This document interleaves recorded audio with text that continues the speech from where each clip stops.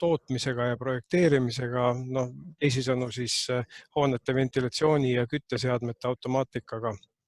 Ja sellega oleme tegelenud siis siin Saaremaal juba 98. aastast ja nii-öelda kontsernina siis me kuulume väiksesse kontserni, küll põhiomanikud on praeguseks küll Rootsis, aga alguse sai Soomest, nii et seal on tegevus alustatud juba 80. aastal. Nii et selles valdkonnas oleme püsinud ja me ei tegele väga paljude millegi muudega asjadega kui selle sama hoone automaatika projekteerimise tootmisega. Näiteks arvatavasti on paljudel kodus harv ja saun, siis kui see teil on, siis kogu see elektroonika, mis on selle saunakerisega seotud, on reeglina toodetud siin Omani tehases.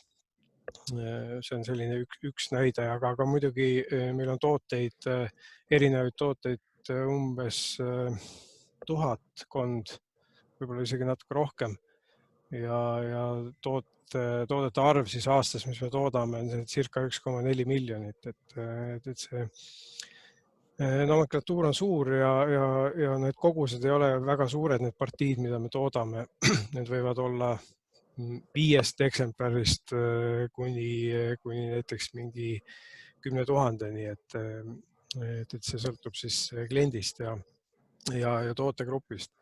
Aga kliente on peamiselt Soomes, Rootsis, Norras, ka Venemaal, Hollandis, nii et selline ja vastus küsimusele, et mida me suudame ülejäänud Eestile pakkuda, siis tuleb tõdeda, et suht vähe, sest et me ikkagi siia kohapealsele turule otse ei müü, küll aga meie klientide kaudu tulevad tooted siia Eestisse muidugi tagasi. Harvet ma mainisin, siis üks selline suurem klient on ka Oras, et kui te kasutate Orase kraane ja üldjuhul selliseid üldkasutavates ruumides, kus siis on need silmad, fotosilmad, mis paned kraani jooksma, siis see elektroonika on ka siin toodetud näiteks. Nii et sellised seosed Eestiga on, aga koha peale otse me ei müü midagi. See on selline kiire taust. Töötajaid on praegu 150 ja see arv on püsinud üsna stabiilne siin viimase 10 aasta jooksul. Kui need uued ajad algasid, siis Saaremaale tekkis õige elektroonika taustaga tegijaid. On neid juurde tulnud või palju neid järgi on jäänud tänaseks päevaks? Neid on tulnud tegelikult juurde, mõned, ja mõned on siin muutnud omanikke ja nimesid nii nagu meiegi, aga siin, ütleme, et selliseid elektroonikaettevõtteid võiks praegu ikkagi arvata, et Saaremaal on 3, võib-olla 4, et peale meie on suur Soome börsiettevõte Incap ja siis on 2 väikest ettevõtet, on Tepcomp ja siis on NAS, aga nende nii-öelda tootmine, Tepcomp küll kasvab praegu, aga NAS-i puhul on suht väiksed, nii et selliseid suuremaid on praegu siis ütleme 2-3, aga need on kogu aeg umbes niimoodi olnud, et need on vahepeal nimesid muutnud. Aga kas see on Incap, mis seal piimatööstuse lähedal nende uhkete hoonetega on, mis vahepeal väga tühjaks jäid, jah? Piimatööstusel lähedal, võib nii öelda küll vist, jah. Incap, jah. Jah. Aga okei, räägi siis, Erik, kuidas te olete töötanud ja kuidas te olete elanud ja kui palju sa Peterburi oled pääsenud oma üksusi juhtima ja Sinna ei ole pääsenud, et ma tulin 12. märts Peterburist ära ja pärast seda ei ole sealsesse ettevõttesse pääsenud, aga seal on need asjad ka teistmoodi, et suur juht ütleb, kuidas asjad käivad, et seal ei ole sellistel väiksematel tegijatel palju sõnaõigust. Ja praegu on Venemaa ikkagi siiamaani veel üsnagi sellisel režiimil, et ettevõtted põhimõtteliselt ei tohiks töötada. Aga tegelikult kõik ikkagi kuidagi töötavad. Aga mis puudutab Saaremaad, siis jah, 2 kuud on, ega siis tehase toimimine on olnud suhteliselt sarnane, et me küll kohe selle kriisi alguses, kui Saaremaa kinni pandi, siin vist oli 13. märts äkki või, siis tekkis ka meile üks esimene nii-öelda juhtum ja otsustasime kiirelt, et paneme tehase vähemasti nädalaks kinni, kuna keegi täpselt ei teadnud, mismoodi ennast kaitsta ja teisi kaitsta, et siis võtsime sellise puhveraja, et hankida kaitsevarustust ja et ka inimesed kuuleks nädal aega televisioonist ainult seda, et mismoodi ennast kaitsta. Nii et sellise aja me võtsime ja pärast nädalat aega siis tegime tehase uuesti lahti. Küll natuke teistsuguses nii-öelda vormis siis, aga tegime lahti ja praegu ta toimib meil siiamaani niimoodi sellisena, nagu me tookord siis 2 kuud tagasi kokku leppisime, kuidas need reeglid meil siin majas muutusid. Aga kuidas need reeglid teil välja tegelikult näevad? Kuidas see 150 inimest töötab? No nad üldiselt see, mis me oleme kokku leppinud, see kõik ka toimib. Eesti inimene on üsna kuulekas ja eks see oht on muidugi reaalselt kõigile ka tajutav, eriti siin Saaremaal oli. Nii et sellega meil ei ole probleeme olnud, et ühe või teise reegli kehtestamisest kas peetakse kinni või mitte, aga mis me siis tegime? Me kõigepealt hajutasime tööle tuleku aegu. Kui me muidu tulime kell 8 tööle, siis nüüd tuleme nii-öelda 4 portsus, 7.15, 7.30, 7.45 ja kell 8, et lihtsalt hajutada seda seltskonda, kes korraga koos on ja hajutasime ka kõiki pause, mis meil tööpäeva keskel siis ette nähtud on, kohvipausid ja lõunapausid, nii et ka seal ei ole korraga palju siis inimesi koos. Paratamatult on nii, et ega see 2+2 reeglit ikkagi päris tootmistingimustes kogu aeg järgida ei ole võimalik. Ja eks siin peab selline talupoja mõistus käima kogu aeg kaasas kõikidel inimestel ja loodetavasti käib ka. Nii et siin me päris sellist raadiost kellelegi ümber ei tõmba, meil juba lihtsalt tootmisliinide juures ei ole see alati üldsegi võimalik. Aga siis see oli selline üks asi, mis me kokku leppisime. Loomulikult kaitsemaskid, siis kindad käes, prillid ees kõikidel kohustuslikuna ja alustasime ka desinfitseerimist 3 korda päevas, siis kõikide pauside järgi siis käis meil üks inimene või teenusepakkuja käis üle kõik sellised rohkem katsutavad kohad ja lauapinnad siis töötajad ise puhastasid, desovahendid kõik olemas ja need olid sellised asjad, millega inimesed suht hästi kaasa tulid.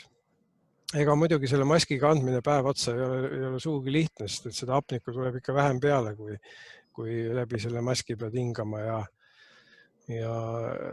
mõttetegevus võib-olla saab olema pärsitud mingisugusel hetkel, aga midagi ei ole teha, niimoodi see praegu on ja hetkel me see praegu ka toimib veel siiamaani. Küll veel ilmselt viimaseid päevi, ma arvan. Aga kas kõik 150 kandsid maske või need olid üksuste kaupa need asjad? Meil tootmises, meil on kogu arv on 150 ja kontoriinimesed läksid siis kodukontorisse, neid oli circa 20, aga see osakaal on väike ja ülejäänud siis, kes tööl käisid, need siis loomulikult kandsid maski. Kellel on võimalus istuda omas toas, siis ei pea kogu aeg seda maski ees olema, kui sul ei ole ühtegi inimest kuskil isegi mitte näha. Aga tootmissaalides on see kohustuslik veel siiamaani. Kuidas selle nakatumisega oli? Siis ainukeseks jäi see üks juhtum? Jah, ilmselt jäi. Samas ega me ju ikkagi väga täpselt ei tea. Meil alguses, kui see probleem hakkas, siis meil oli haigus- ja hoolduslehti kõrghetkel oli 45 inimest oli ära.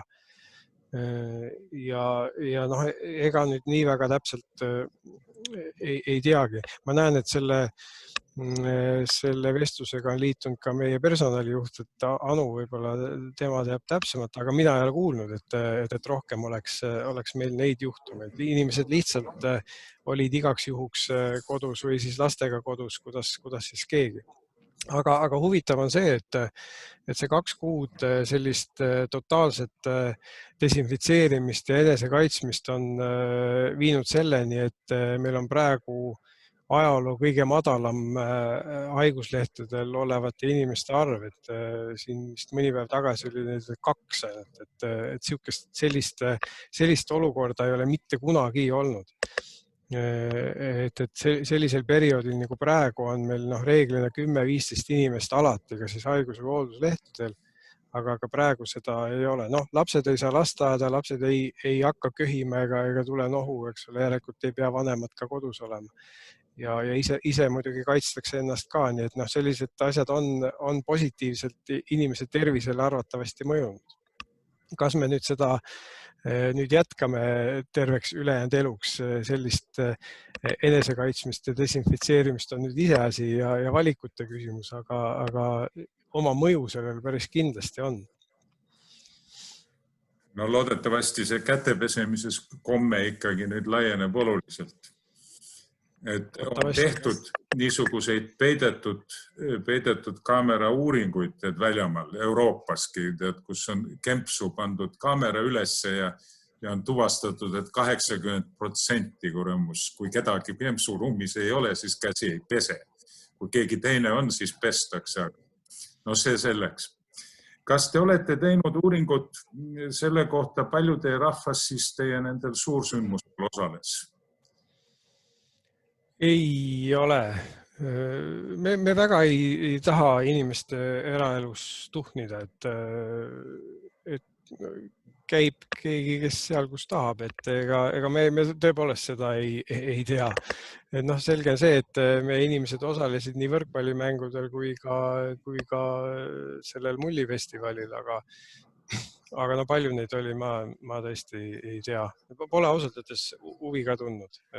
Aga sa ise? Ei, ma olin ise sel ajal ära ja ei osalenud ei ühel ega teisel. Aga kas Anu osales? Hallo, Anu? Anul on praegu mikrofon kinni. Välja. Ei tea, ei ole kuulnud. Ühesõnaga, me ei ole selle teemal rääkinud, et kas keegi kuskil osales või mitte. Et see lõpuks see nakatumine toimus ju hiljem juba ju lihtsate kontaktidega. Et jah, alguse ta sealt sai, aga kui palju neid, meil üks siis inimene haigestus, aga ausalt ma ei tea ka, kust tema selle üles korjas. Aga temal ei olnud raske juhtum, jah? Ei olnud, ta oli küll pikalt töölt ära, aga ei olnud raske, jah. Kuidas on meeleolud, et kas sealt ei tekkinud pingeid tööliste ja nüüd kontorirahva vahel? Et televiisor ja kõik kohad aga räägivad, ole aga kodus ja ole aga kodus, aga töörahvas käis tööl. Kas mingeid ütlemisi sellelt pinnalt ei tulnud või oli vastupidi, et tahetegi just tööl käia? No õige pea varsti selle kriisi puhkemise järel, kõigepealt oli muidugi see fookus ikkagi nii-öelda see epidemioloogiline fookus, et tervis ja niimoodi, aga siis õige pea hakati ikkagi rääkima nendest majandusmõjudest ja inimestel ju kõrvad peas ja nad kuulevad, et asi läheb nagu täielikuks jamaks, vähemasti niimoodi meedia ju seda asja kogu aeg presenteeris, muidugi siiamaani. Ja selge on see, et inimestel on puht inimlikud hirmud selles osas, et mis saama hakkab. Ja meil tehases või tootmises üleüldse vist on inerts see, mis ei lase kohe paugu pealt midagi kokku kukkuda, nii nagu turismis on. Et meil on siiamaani tööd olnud väga hästi ja ka edaspidi paistab olevat, et kõik on kõik on töömahtude osas nagu normaalne. Ja selles mõttes inimesed pigem mõtlevad sellele, et kuidas ettevõte ikkagi toimiks ja kas need töökohad säilivad, kui sellele, et kas minu kolleeg töötab parasjagu ka kontoris või kodukontoris, et kuidas selle kadeduse tundega on. Et seda nagu ma küll tajunud ei ole, et meil paarkümmend inimest on kodukontoris, kes seda tööd teha saavad ja sellest ma arvan, et saavad kõik aru, et osa töid on võimalik teha sõltumata asukohast, osa töid ei ole võimalik teha ja tähtis on see, et see kogu see krempel nagu töötaks ja toimiks normaalselt. Igaüks annab sinna endiselt oma panuse, olenemata asukohast. Kus sinu enda töökoht asus? Kodus või tehases? Ma olin rohkem küll siin tehases.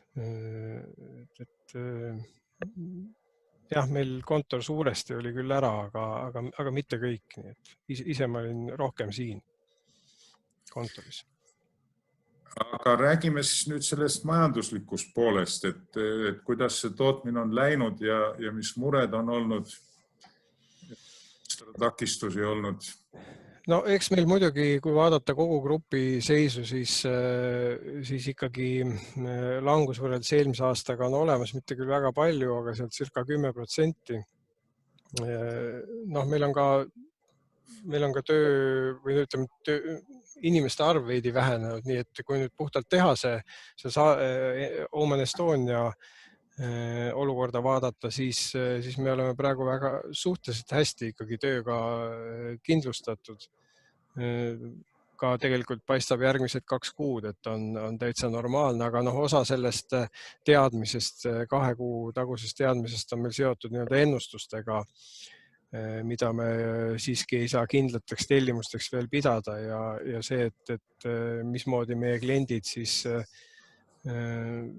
suudavad 2 kuu pärast müüa, on ikkagi veel nagu teadmata. Aga praegune seis, ka see 2 kuud, mis nüüd on olnud see isolatsiooniaeg ja nüüd veel edasi mai ja juunikuu paistavad praegu veel üsnagi sellised head, et me ei ole sunnitud ei palkasid vähendama ega inimesi koondama.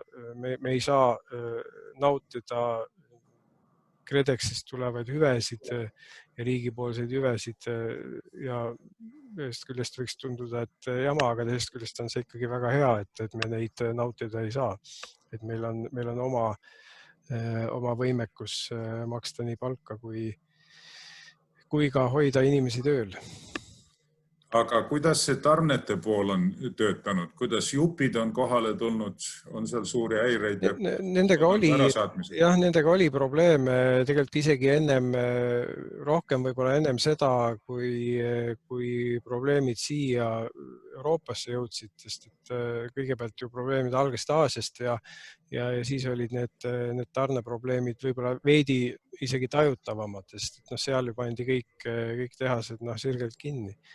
Mõnda aega oli see niimoodi, aga ei ole olnud mingisugust väga suurt dramaatilist sellist muudatust, et vahepeal väiksed võbinad olid, aga meil on neid ju kogu aeg, et meil on komponentide arv on üle 7000 ja see on sellist ime ei juhtu mitte kunagi, et meil ei oleks mõne komponendiga kas siis logistilisi probleeme või siis tootmisprobleeme, hankimisprobleeme, et seda on ikka, aga mingit väga sellist suurt muudatust ei ole sellega seoses me täheldanud, et probleeme on, aga neid on kogu aeg.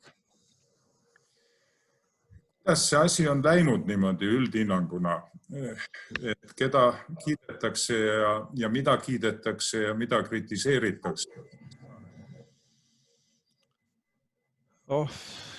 Ega ma ei oska nii öelda. Selge see, et ega inimestele ei meeldi ükski piirang. Aga see, et nüüd Saaremaa on siin 2 kuud kinni olnud, ma arvan, et see ei ole mingisugune traagika ega maailma lõpp kellegi jaoks olnud, et see ongi võib-olla olnud päris hea aeg natukene ka enesesse vaadata ja mitte nii ringi tõmmelda. Noh, meie tootmine ja töö ei ole niivõrd seotud sellega, et kogu aeg peaks sahmerdama siin suur osa inimestest edasi-tagasi mandrile ja Saaremaale.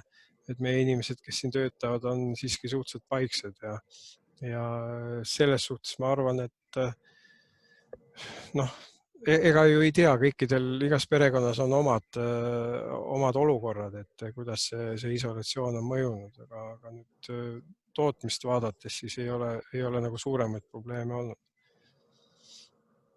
No selge see, et selline emotsionaalne pinge ja alguses teadmatus ja see, et mis siis nüüd edasi saama hakkab, et kas minule ka hakkab see külge või ei hakka ja kas mu perele hakkab, et need hirmud on ju üleval mõnes mõttes siiamaanigi, ja Saaremaa on veidi tõsisemalt vast seda asja võtnud. Kui ma käin siin praegu poodides ringi, siis ma näen, et üsna paljudel on kaitsemaskid ees, aga eile ma olin Tallinnas ja ma nägin väga üksikuid inimesi, kellel on kaitsemaskid ees, et selles osas see pilt on Saaremaal kindlasti praegu ka veel teine. No küll need maskid tulevad meie ellu ka, ega see asi lõppenud veel ei ole. Ei tea, üldiselt maskist loobumine käib üllatavalt lihtsalt. See käib uskumatult lihtsalt. Aga kes teab, võib-olla saab sellest norm. Kui ma eile Tallinnas käisin, siis ma küll selle põhjal ei oskaks arvata, et sellest mingi norm tekib. No vaatame, mis toimuma hakkab. Eks tuleb järgmine hoog, siis tuhtutakse teistmoodi. Aga sõbrad, kas Eerikul on küsimusi? Minul tegelikult oleks üks küsimus. Et meil käis just esinemas siin hommikukohvil meie liige Emoke Soogenbits Hansa tehaste rühmast, eks ju, ja tema nagu rääkis sellest kriisist väljatulekust ja oma probleemidest ja strateegiatest, et nemad on küll täna nagu valmistumas selliseks suhteliselt nagu tõsiseks tarnijate ülevaatamiseks. Nad on, ütleme, et võib-olla vähendanud juba tarnijate arvu ja et välja valida sellised strateegilised, et kui läheb tõusuks, et ilmselt kõik tarnijad ellu ei jää. Ja sellised teemad, et nad nagu valmistuvad pigem tõusuks, aga niimoodi, et kogu kriitiline tarneahel oleks nagu kaetud, et kas teie segmendis on ka nagu mingeid selliseid muudatusi või strateegilisi otsuseid tehtud selle tagajärjel? On küsimus pigem. No eks me muidugi mõtleme nende stsenaariumide peale, kui meie käibed vähenevad, eks ole, kas siis mingi 50% või võib-olla rohkemgi. Aga mis puudutab nüüd nii-öelda tarne poolt, siis seal meil ei ole väga mingisuguseid olulisi muudatusi praegu ette planeeritud, et meil on tarnijaid on circa 50 erinevat ja osa neist on Aasias, osa on sellised suured globaalsed elektroonikakomponentide tarnijad.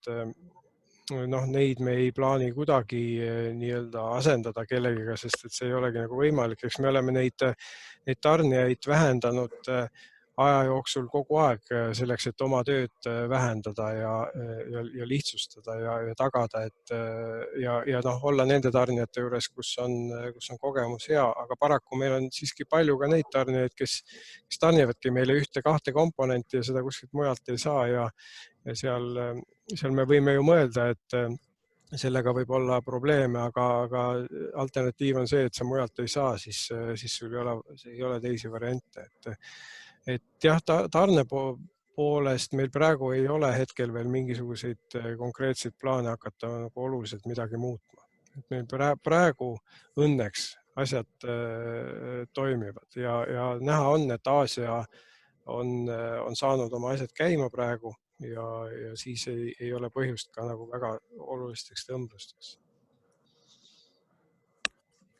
Nii, kas on kellelgi veel küsimusi? Ülo Saarland kõrvalt. Ma just tulin Saaremaalt, nii et olin seal nädal aega, esimesel võimalusel läksin. Ja see, mis maskide kohta, see on tõesti huvitav, et Tallinnas toidupoodides ei kanna enamus maske, aga Saaremaal ma käin põhimõtteliselt ainult sellises poes, kus on kõige rohkem Saaremaa tooteid, Tooma kooperatiiv ja seal olid kõik maskides. Nii ostjad kui müüjad. Väga tore. Ja. Aga kas see nüüd niimoodi jääb, eks seda ju ei tea, eks seda siis elu näitab. Me loodame, meil tuleb 26. siis esimene auditooriumi koolitus uuesti ja seal on piirangud peal ja plaanis on esiteks inimesi üle 9 ei tohi meil tulla, saame õredalt istuma panna ja anname kõigile maskid. Maskid tagavara meil on olemas ja usume, et saame ilusad pildid teha ajaloo jaoks, siis, kus kogu seltskond maskidest tudeerib. Aga eks näis. Aga Eerik, suur tänu. Tore jutt oli ja huvitav oli kuulata ja paneme edasi. Suvi tuleb ka ja elame veel. Kindlasti. Aitäh. Rein, kuidas siis läheb sinul?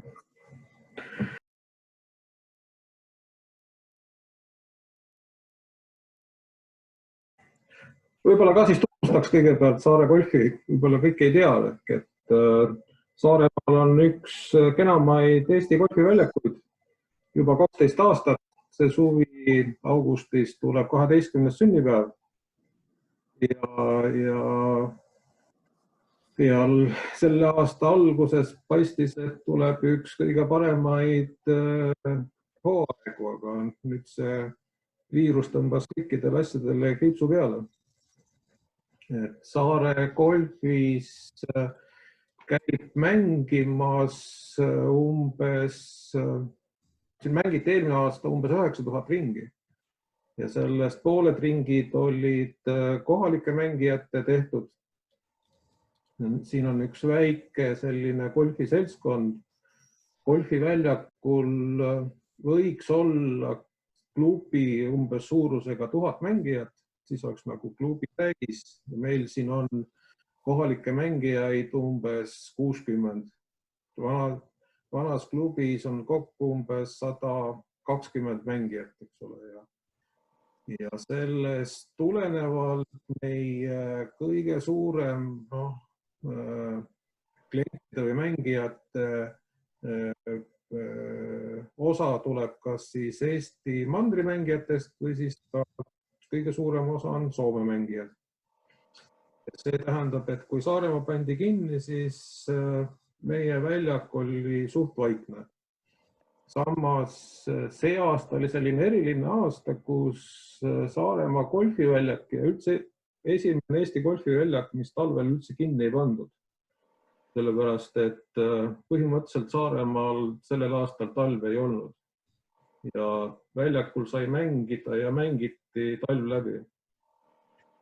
Selles mõttes on golf, ma arvan, Eestis üks väga perspektiivikas spordiala, rahvaspordiala, mida saab põhimõtteliselt aastaringselt Eestis mängida. Aga kui palju mängijaid oli kuni märtsi alguseni, kuni see jant hakkas? Kas kaugemaid ka soomlasi ka käis või oli põhiliselt oma rahvas?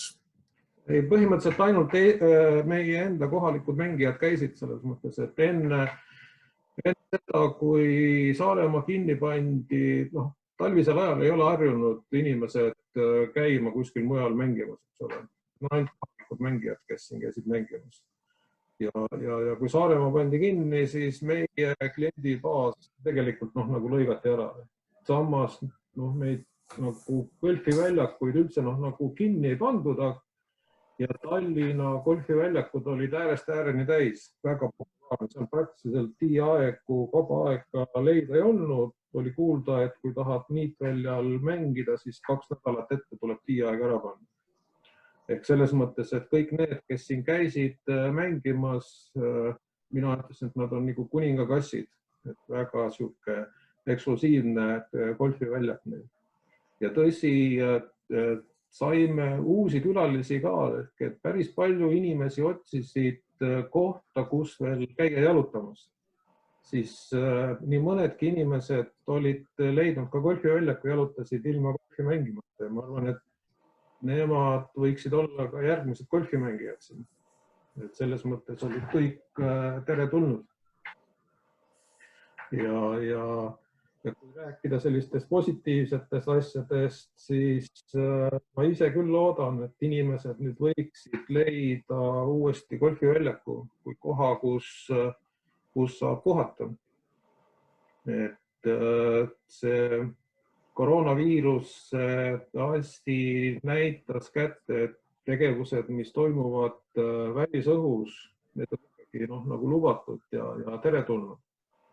Et ka nii mõnigi arst on soovitanud inimestel tulla golfiväljakule, et siis püsitakse kauem terved.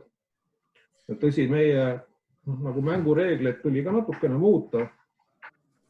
Traditsioon oli kogu aeg, et kui said esimesel tiil kokku, siis surusid kätt ja tervitasid teineteist, siis käte surumine on nüüd meil ära jäänud, eks ole, ja siis mänguringi järgselt naisterahvad kõik kallistasid üksteist, aga see kallistamine on ka nüüd ära jäänud. Aga see on sihuke väike asi, et mäng iseenesest annab ikkagi väga suure sihukese puhkuse. Et kõik need negatiivsed asjad sa pead ikkagi ära unustama mängu ajaks. Ja kui sa siis käid siin kas 18 rada või 9 rada, siis 2 või 3 tundi väljas jalutamas, siis pärast seda kõik, kes maha tulevad, kõik ikkagi naeratavad. Ja saavad siis oma igapäevaste asjadega edasi tegutseda. Rein, aga mis nüüd olid need konkreetsed piirangud, kui te kogu selle keeluaja te töötasite, aga mis teil konkreetselt tehti, et midagi ei juhtuks? Mis meil siiamaani on see, et klubimaja pesupool ja saunade pool on meil siiamaani kinni, et siin ei ole lubatud mängijatel tulla. Selle suure nagu kinnipaneku ajal olid ka klubimaja täiesti kinni, et me ei saanud ühtegi palli ega tiid, nagu meie mängijad pidid nagu oma asjadega hakkama saada. Ja golfiväljakud jäid lahti tänu sellele, et meil on kogu broneerimissüsteem ja kõik arveldused nagu netis olemas. Ehk meil ei ole nagu ühtegi kokkupuudet kellegiga. Inimesed saavad ise tulla, panevad endale mänguaja kirja, seda nimetame tiiajaks, eks ole, ja saavad ära mängida ja saavad kodu minna. Et seal meil nagu ühtegi kokkupuudet ei ole kliendiga, mis on nagu väga hea. Kui rääkida nüüd meie inimestest, siis meie tiim on juppmaad ikkagi väiksem. Meil on igapäevaselt 9 inimest nagu tööl, eks ole. Ja kedagi koju saadetud, palgad meil vähendati kõigil, ja see on nagu selline väike probleem, ma ütleks. Tähtsam on ikkagi vaadata see, et meie golfiväljak jääb püsti ja golfiväljakut iseenesest nagu päris kinni panna ei ole võimalik.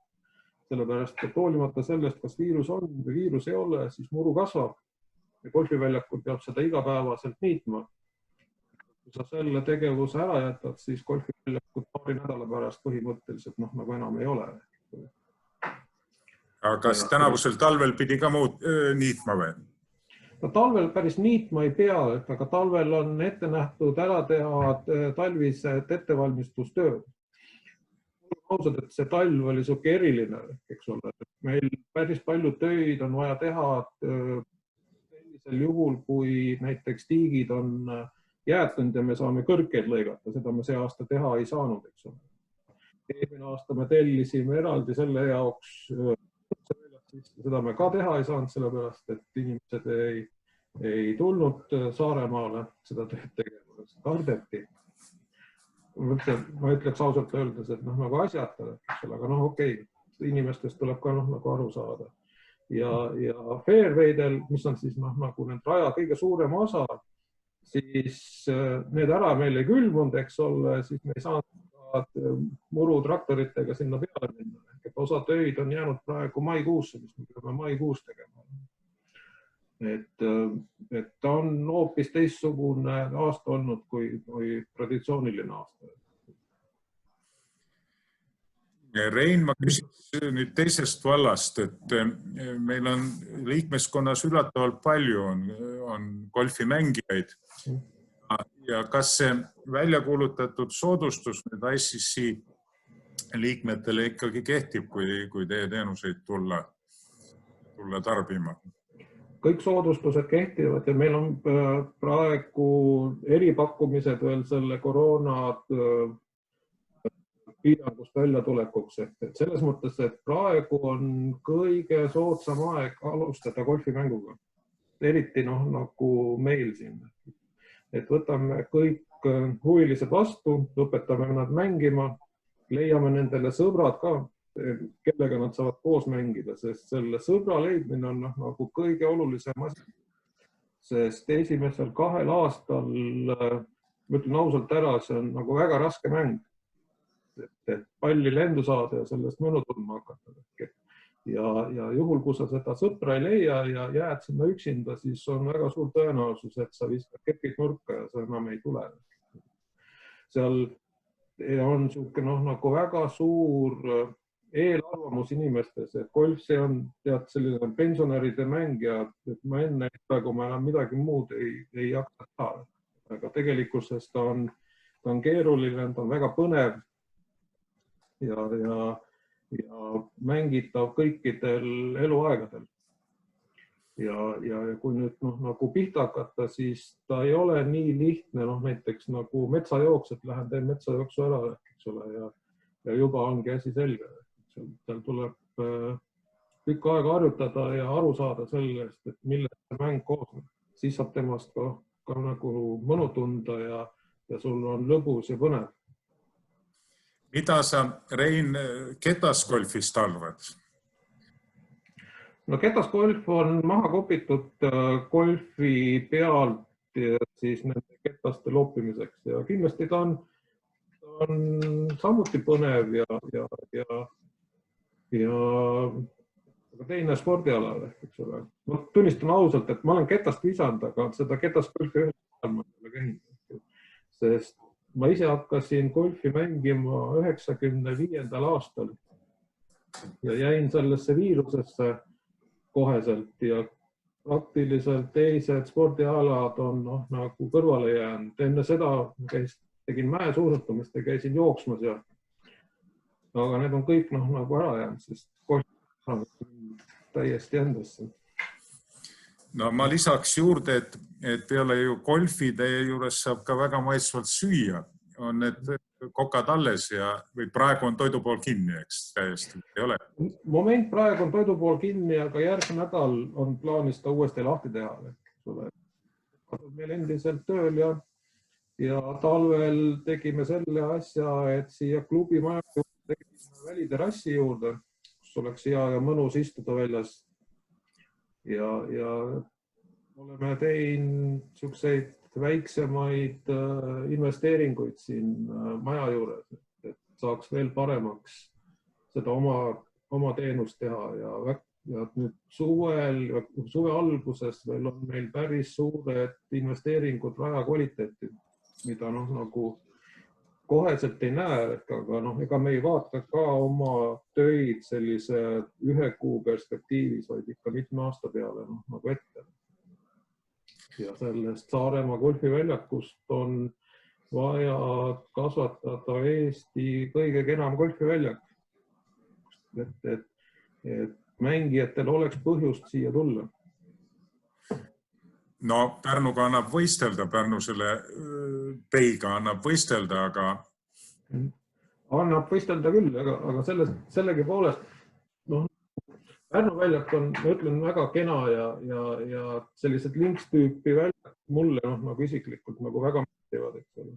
aga kõikidel golfiväljakutel on mingi oma nägu, eks ole, ja selles mõttes nagu hea mäng, et maailmas on 8000 golfiväljakut ja kõik on nad erinevad, eks ole, et sul on mida nagu mängida ja kus mängida.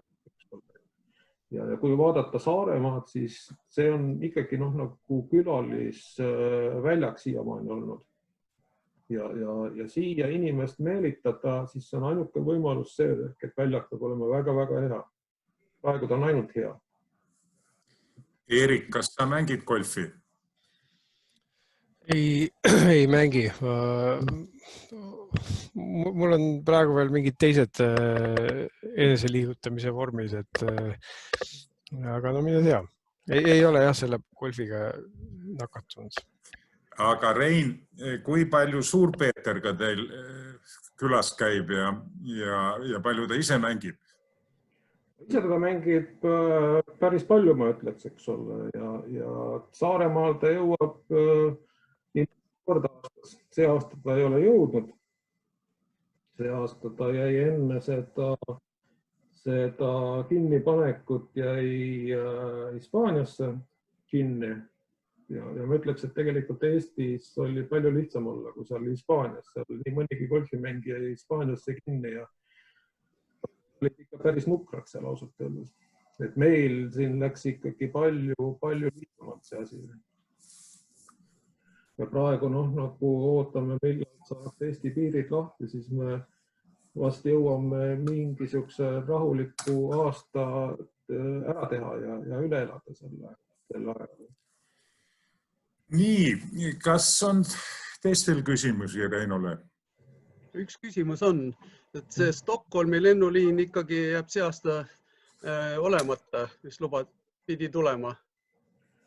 Jah, see Stockholmi liin oli suke rõõmus uudis nii meile kui ka siin teistele hotellidele, aga see lennuliin praegu pandi kinni ja kuuldused on, et see lennufirma, kes pidi lendama, ta on ka pankrotis praegu kohe.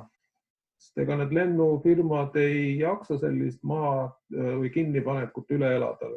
Eks seal räägitakse, kas SAS või keegi võiks ta nagu ära osta, aga praegu nagu mingit kindlat uudist ei ole ja väga suure tõenäosusega see aasta seda lennuliini ei tule. Aga loodame, et ta tuleb järgmine aasta. Et selles mõttes, et meil oleks ta nagu ülioluline. Et kui võrrelda, ma olen siin enda jaoks nagu võrreld Saaremaad Gotlandiga, eks ole. Gotlandil on 2 golfiväljakut, üks, mis on Rootsi top number 2 golfiväljak ja rootslased on harjunud seal käima, eks ole. Ja golfiväljak on äärest ääreni täis, eks ole, ja ma ei näe põhjust, miks ei võiks rootslased käia Saaremaale. Et see ei ole üldse kaugemal tegelikult, kui otse vaadata. See on väga-väga lähedal. Ja Saaremaa on ka väga ilus koht ja väga kena koht ja täiesti võrreldav Gotlandi vaatamisväärsustega. Et siin on perspektiivi. Kas keegi tahab veel küsida? Mul küsimust tegelikult ei ole, lihtsalt kommentaar selle eelmisele Tiit sinu küsimusele, et kas ma käin mängimas, et mina küll ei käi, aga meie Omani grupi seest üsna aktiivselt kasutatakse seda väljakut siis, kui meie külalised siin käivad. Mitte küll praegu selle hetkel, aga muidu nii, et selles mõttes seos Omanil ja golfiväljakul on olemas.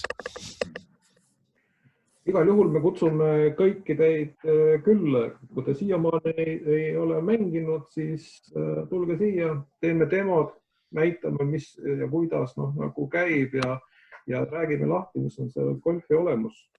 Et minu arvates see on jupp aega nagu aega võtnud, aga golfist saab Eestis, ma arvan, et kas esimene või teine rahvaspordiala.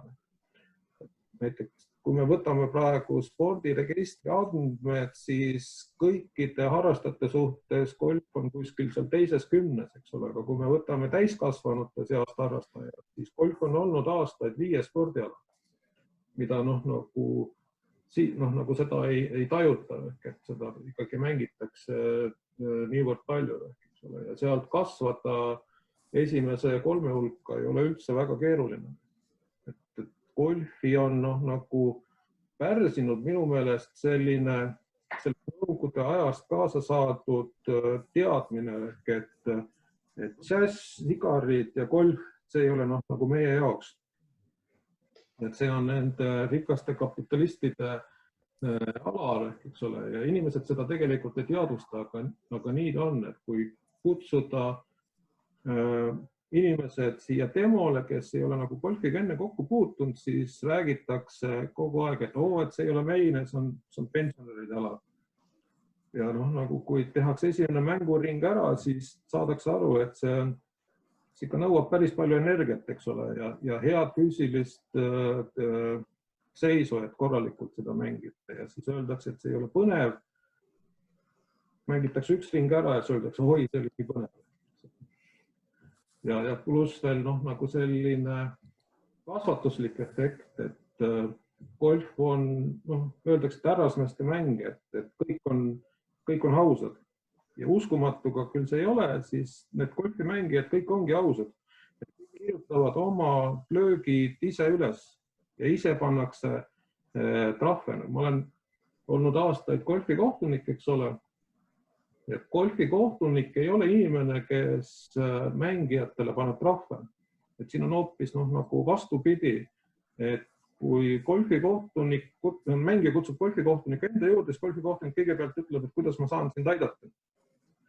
Ja golfikohtuniku ülesanne on siis öelda mängijatele kõik need võimalused, kuidas ta saab jätkata. Ja siis märkaja ise valib endale võimaluse ja mitmel korral paneb endale trahvid ja need lüüakse pärast kokku. Ja eelmine aasta meil olid siin Eesti löögimängu meistrivõistlused, Eesti kõige suurem võistlus.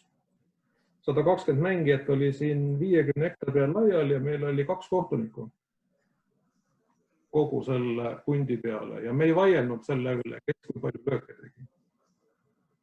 Et see on nagu siuke eraldi kohe fenomen, mida paljud inimesed ei usu.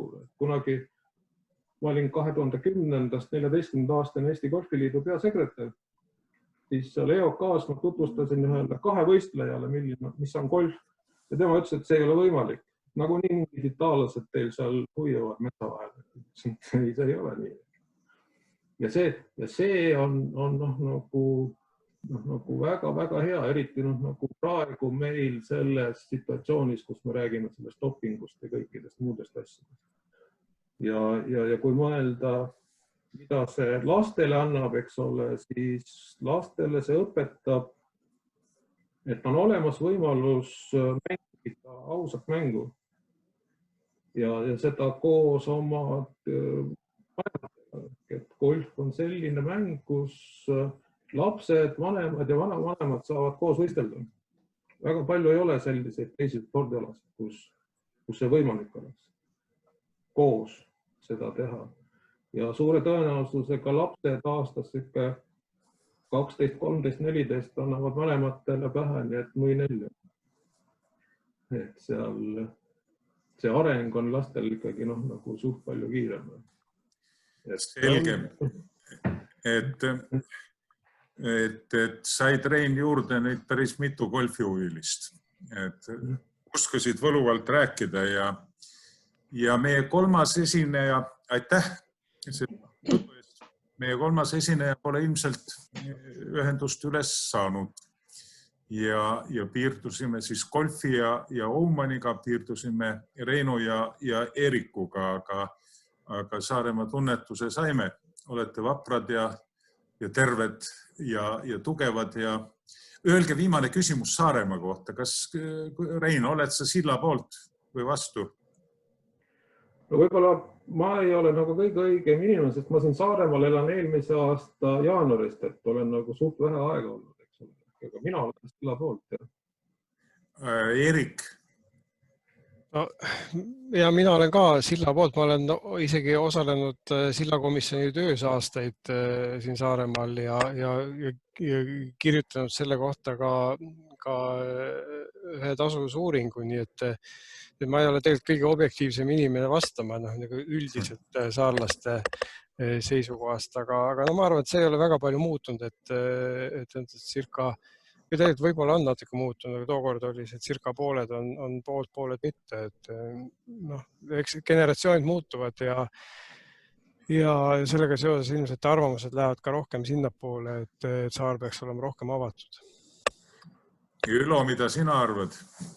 Mina olen 100% silla poolt ja juba mitukümmend aastat, sest mina olen seal praami järjekorras ikka väga palju aega ära kulutanud ja oma arvestuste järgi peaaegu 1 aasta oma elust. Mida arvab logistika korüfee Saaremaa sillast, Tõnis?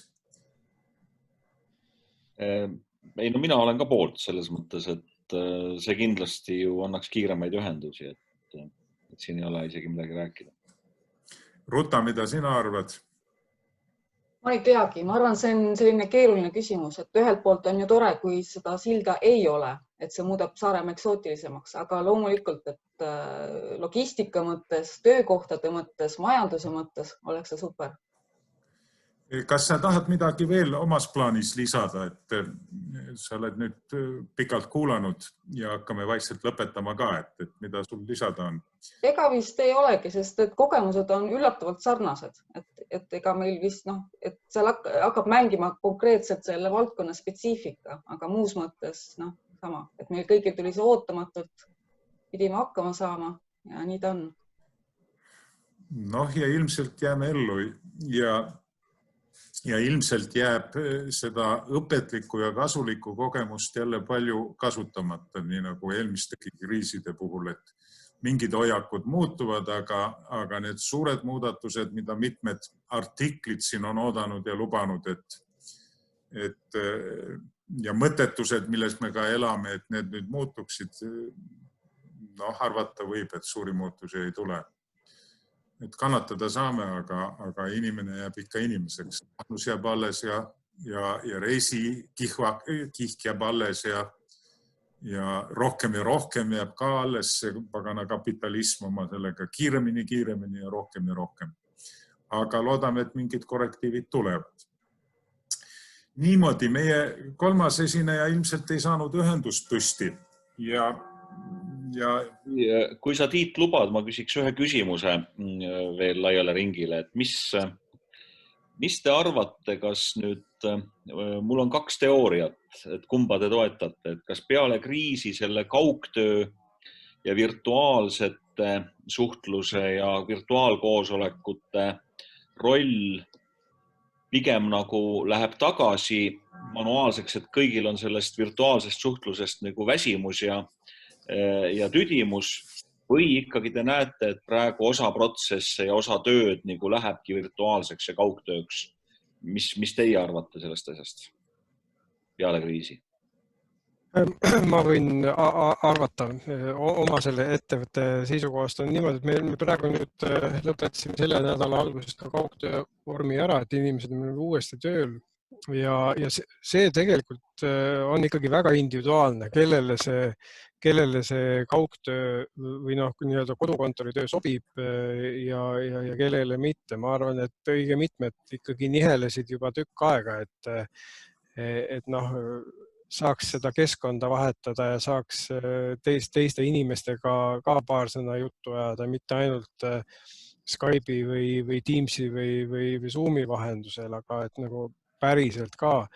Et see on üsna individuaalne ja sõltub ka tõenäoliselt töö iseloomust, et meie puhul meil olid nii-öelda seda tüüpi koosolekud ju enne ka, see mitte midagi uut meie jaoks, kuna on tegemist riikide ülese ettevõttega, siis paratamatult ei olnud mõtet kogu aeg sõita, aga arvatavasti vähenevad küll sellised ütleme mitmest riigist, kas siis Saaremaale või Soome või Rootsi kokku sõitmised, et vähemasti vähenevad. Nad ei kao ära, aga nad vähenevad. Et see mõju, ma arvan, et on sellel kriisil, et me nägime, et meil ei ole vaja alati 1000 eurosid kulutada sellepärast, et 10 inimest kokku ajada kuskil ühte punkti. ja see on eriti või nii-öelda finantsinimesed seda ju näevad ja tajuvad väga hästi. Et mingi mõju on, aga see, et kas nüüd valdavalt hakkab olema kodukontorites, seda ma hästi ei usu. Inimene ikkagi vajab niisugust sotsiaalset küünarnuki tunnet nagu füüsilist ja mingisugusest keskkonnast välja saamist. Nii, me hakkame lõpetama siis võib-olla tõesti, et need 2 minutit on jäänud, siis me jääme lubatud tunni piiridesse. No, ma omalt poolt targutaks siia lõppsõnaks, et tegelikult on Eestil üks suur võimalus jälle maailma ette astuda ja uue initsiatiiviga minna. Põhimõtteliselt me võiksime ja oleksime valmis propageerima seda hajaasustust kui eluviisi.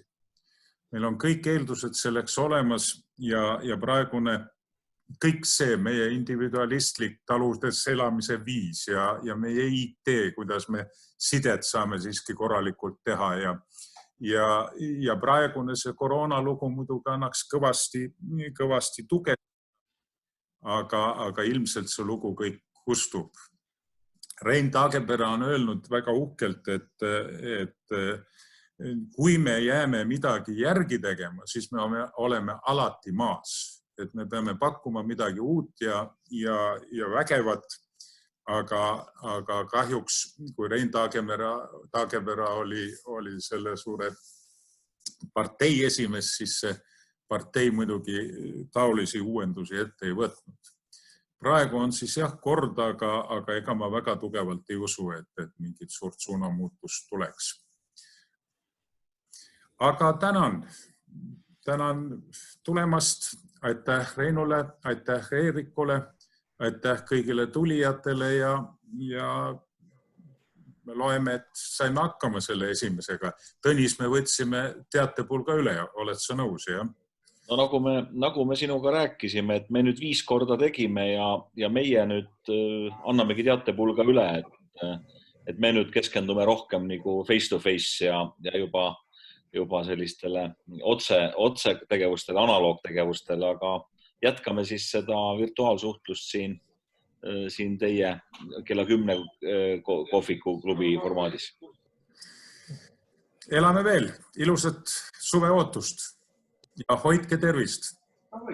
Ja tulge ikka Saaremaale, käige golfi mängimas ja elage siin hotellides ja restoranides, siis saab natuke elu siin paremaks. Kõik on tere tulnud. Saaremaa kohta ilmus äsja üks huvitav raamat, mida ma võin siin kõigile näidata.